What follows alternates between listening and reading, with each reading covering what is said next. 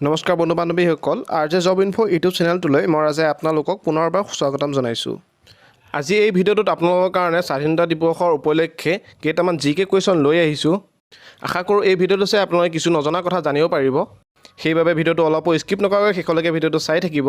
যদিহে আপুনি অসম পুলিচৰ বাবে প্ৰস্তুতি চলাই আছে তেনেহ'লে মোৰ এই চেনেলটো ছাবস্ক্ৰাইব কৰি ৰাখক, কাৰণ মোৰ এই চেনেলত জিকে, জিএছ, ৰানিং, লং জাম্প, চিন আপ সকলো ধৰণৰ ভিডিঅ' মোৰ চেনেলতে পাই থাকিব। যদিহে আপুনি জিকে ভিডিঅ'সমূহ চাব বিচাৰে ভিডিঅ'ৰ তলত ডেছক্ৰিপশ্যনত ইয়াৰ লিংকটো পাই যাব, নতুবা ওপৰৰ আই বাটনটো ক্লিক কৰিলে আপোনালোকে ইয়াৰ প্লেলিষ্টসমূহ চাব পাৰিব। আহক বেছি পলম নকৰি আজি আমাৰ ভিডিঅ'টো আৰম্ভ কৰোঁ। ইয়াৰ আগৰ ভিডিঅ'টোত মই আপোনালোকৰ কাৰণে এইটো কুৱেশ্যন দিছিলোঁ, উজনি অসমৰ প্ৰথম চাহ বাগিচা কোনে স্থাপন কৰিছিল? ইয়াৰ অপশ্যন হৈছে তৰুণৰাম ফুকন, মণিৰাম দেৱান, পিয়লি ফুকন আৰু দেৱনাথ। ইয়াৰ ভিতৰত শুদ্ধ উত্তৰটো হৈছে মণিৰাম দেৱান। মণিৰাম দেৱানে উজনি অসমৰ প্ৰথম চাহ বাগিচা স্থাপন কৰিছিল আৰু এই চাহ বাগিচাখন স্থাপন কৰা হৈছিল 1935 চনত। আৰু অসমৰ প্ৰথমখন চাহ বাগিচা হৈছে চাবুৱা চাহ বাগিচা। ইয়াৰ আগৰ ভিডিঅ'টোত কিছু খেলি মেলি হোৱাৰ বাবে মই চাবুৱা জেগাত চাৰুৱা বুলি দিছিলোঁ, তাৰ কাৰণে ক্ষমা কৰিব। ইয়াৰ শুদ্ধ উত্তৰটো হ'ব অসমৰ প্ৰথম চাহ বাগিচাখন হৈছে চাবুৱা চাহ বাগিচা আৰু এই চাহ বাগিচাখন স্থাপন কৰা হৈছিলে 1835 চনত।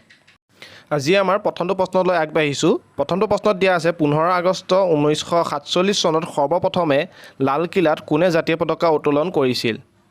আমাৰ দেশ যেতিয়া স্বাধীন হৈছিলে, স্বাধীন হওঁতে পোনপ্ৰথমবাৰৰ বাবে লালকিল্লাত কোনে পতাকা উত্তোলন কৰিছিলে? সেইজন হৈছে পণ্ডিত জৱাহৰলাল নেহেৰু। পণ্ডিত জৱাহৰলাল নেহেৰুৱে 15 আগষ্ট 1947 চনত সৰ্বপ্ৰথমে লালকিল্লাত জাতীয় পতাকা উত্তোলন কৰিছিল, মনত ৰাখিব। তাৰ পাছৰ প্ৰশ্নটোলৈ আগবাঢ়িছোঁ। তাৰ পাছৰ প্ৰশ্নটো হৈছে স্বাধীনতা দিৱসত কোনজন প্ৰধানমন্ত্ৰীয়ে সকলোতকৈ বেছি পতাকা উত্তোলন কৰিছিল? স্বাধীনতা দিৱসত সকলোতকৈ বেছি পতাকা উত্তোলন কৰা প্ৰধানমন্ত্ৰীজন হৈছে পণ্ডিত জৱাহৰলাল নেহেৰু। পণ্ডিত জৱাহৰলাল নেহেৰুৱে স্বাধীনতা দিৱসত 17 বাৰকৈ পতাকা উত্তোলন কৰাৰ ৰেকৰ্ড আছে। এইটো খুবেই ইম্পৰ্টেণ্ট কুৱেশ্যন। পণ্ডিত জৱাহৰলাল নেহেৰুৱে কিমানবাৰ পতাকা উত্তোলন কৰি ৰেকৰ্ড কৰিছিলে? ইয়াৰ উত্তৰ হ'ব পণ্ডিত জৱাহৰলাল নেহেৰুৱে 17 বাৰকৈ পতাকা উত্তোলন কৰি ৰেকৰ্ড কৰিছিল। তাৰ পাছৰ প্ৰশ্নটোলৈ আগবাঢ়িছোঁ। তাৰ পাছৰ প্ৰশ্নত দিয়া আছে ব্ৰিটিছসকলে ভাৰতত কিমান বছৰ শাসন কৰিছিল? এইটো কুৱেশ্যনৰ এনচাৰ সকলোৱে জনাটো খুবেই ইম্পৰ্টেণ্ট। ব্ৰিটিছসকলে প্ৰায় 200 বছৰ ভাৰতত ৰাজত্ব কৰিছিল, মনত ৰাখিব। তাৰ পাছৰ প্ৰশ্নটোলৈ আগবাঢ়িছোঁ। তাৰ পাছৰ প্ৰশ্নটো হৈছে 15 আগষ্টৰ ভাষণ পোনপ্ৰথমবাৰৰ বাবে কেতিয়া টিভিত প্ৰচাৰ কৰা হৈছিল? ইয়াৰ উত্তৰ হৈছে 15 আগষ্ট 1982 চনত। তেতিয়াৰ পৰা 15 আগষ্টৰ ভাষণ পোনপ্ৰথমবাৰৰ বাবে টিভিত প্ৰচাৰ কৰা হৈছিল। তাৰ পাছৰ প্ৰশ্নটোলৈ আগবাঢ়িছোঁ। তাৰ পাছৰ প্ৰশ্নটো হৈছে স্বাধীন ভাৰতৰ প্ৰথম ৰাষ্ট্ৰপতি কোন আছিল? ইয়াৰ উত্তৰ হৈছে স্বাধীন ভাৰতৰ প্ৰথম ৰাষ্ট্ৰপতি আছিলে ডক্টৰ ৰাজেন্দ্ৰ প্ৰসাদ। ডক্টৰ ৰাজেন্দ্ৰ প্ৰসাদে আছিলে স্বাধীন ভাৰতৰ প্ৰথম ৰাষ্ট্ৰপতি। খুবেই ইম্পৰ্টেণ্ট কুৱেশ্যন হয়, আগৰ এক্সামসমূহতো এইটো কুৱেশ্যন দেখা গৈছে, মনত ৰাখিব। এতিয়া আমি তাৰ পাছৰ প্ৰশ্নটোলৈ আগবাঢ়োঁ। তাৰ পাছৰ প্ৰশ্নটো হৈছে ভাৰত আৰু পাকিস্তানৰ মাজত কেতিয়া সীমা বিভাজন কৰা হয়? ইয়াৰ উত্তৰটো হৈছে 17 আগষ্ট 1947 চনত ভাৰত আৰু পাকিস্তানৰ মাজত সীমা বিভাজন কৰা হয়। এইখিনিতে আপোনালোকক কেইটামান কথা জনাই দিওঁ যে ভাৰত আৰু পাকিস্তানৰ সীমাৰেখাডালৰ নাম হৈছে ৰেড ক্লিফ লাইন আৰু ভাৰত আৰু চীনৰ ৰেখাডালৰ নাম হৈছে মেকমোহন লাইন। এনেধৰণৰ ৰেখাসমূহৰ বিষয়ে আপোনালোকে জনাটো খুবেই দৰকাৰ। এনেধৰণৰ ৰেখাসমূহৰ বিষয়ে আপোনালোকে জানি থ'ব। তাৰ পাছৰ প্ৰশ্নটোলৈ আগবাঢ়িছোঁ। তাৰ পাছৰ প্ৰশ্নটো হৈছে মোক তেজ দিয়া মই তোমাক স্বাধীনতা দিম, এই উক্তিটো কাৰ আছিল? এই উক্তিটো আছিলে নেতাজী সুভাষ চন্দ্ৰ বসু। নেতাজী সুভাষ চন্দ্ৰ বসুৱে মোক তেজ দিয়া মই তোমাক স্বাধীনতা দিম এই উক্তিষাৰ কৈছিলে, মনত ৰাখিব। তাৰ পাছৰ প্ৰশ্নটোলৈ আগবাঢ়িছোঁ। তাৰ পাছৰ প্ৰশ্নটো হৈছে প্ৰথম ভাৰতীয় ৰাষ্ট্ৰীয় সেনা কোনে গঠন কৰিছিল? ইয়াৰ উত্তৰ হৈছে প্ৰথম ভাৰতীয় ৰাষ্ট্ৰীয় সেনা নেতাজী সুভাষ চন্দ্ৰ বসুৱে গঠন কৰিছিল। ইমানখিনিলৈকে যদিহে ভিডিঅ'টো চাই আছে, ভিডিঅ'টো যদি এতিয়াও লাইক কৰা নাই, ভিডিঅ'টো এটা লাইক কৰি দিব। যদিহে পোনপ্ৰথমবাৰৰ বাবে মোৰ চেনেলত আহিছে, চেনেলটো যদি ছাবস্ক্ৰাইব কৰা নাই, চেনেলটো ছাবস্ক্ৰাইব কৰি দিব আৰু কাষত থকা বেল আইকনটো প্ৰেছ কৰিবলৈ নাপাহৰিব। এতিয়া আমি তাৰ পাছৰ প্ৰশ্নটোলৈ আগবাঢ়িছোঁ। তাৰ পাছৰ প্ৰশ্নটো হৈছে বৰ্তমান ভাৰতৰ ৰাষ্ট্ৰীয় পতাকাখন কেতিয়া স্বীকৃতি প্ৰদান কৰা হয়?